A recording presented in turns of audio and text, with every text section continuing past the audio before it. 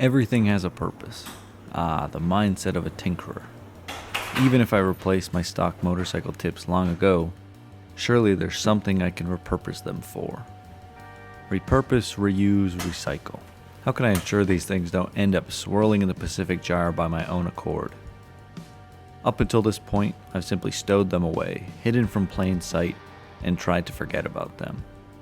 But every time I watch American Pickers, I'm reminded of my potential destiny to end up with barns worth of old motorcycles, cars, and spare parts. But lucky or unlucky, I'm currently inhabiting a small New York City apartment with pretty limited storage. This forces me to be a bit more thoughtful with my space, and also what takes up that space.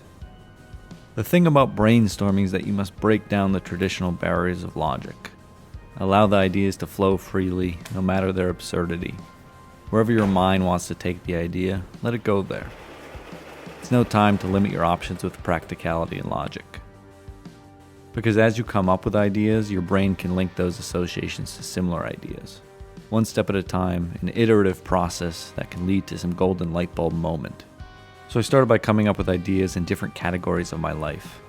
Food and cooking, exercise, pets, design, videos, and wrote down as many options under those categories that I come up with.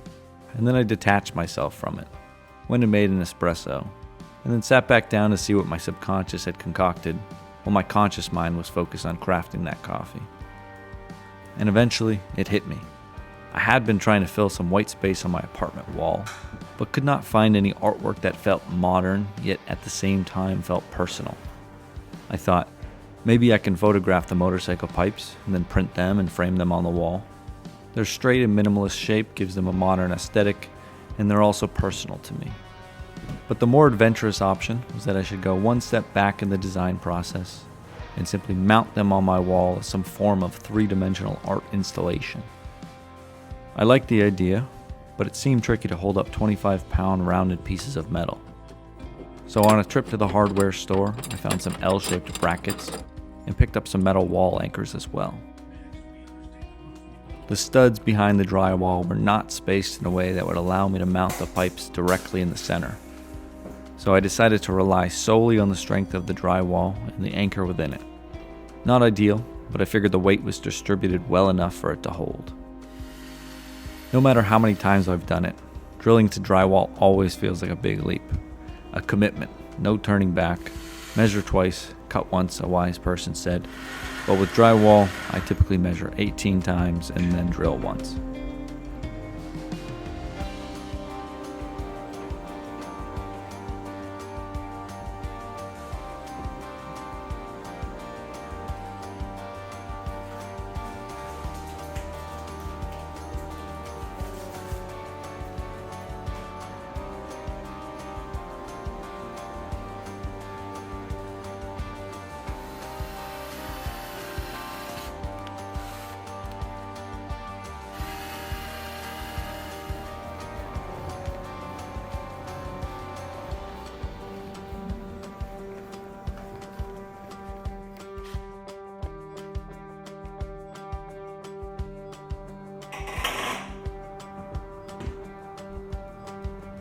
The end result ended up being better than I envisioned, mainly because, depending on the time of day and weather, the light actually reflects differently off of the exhaust tips.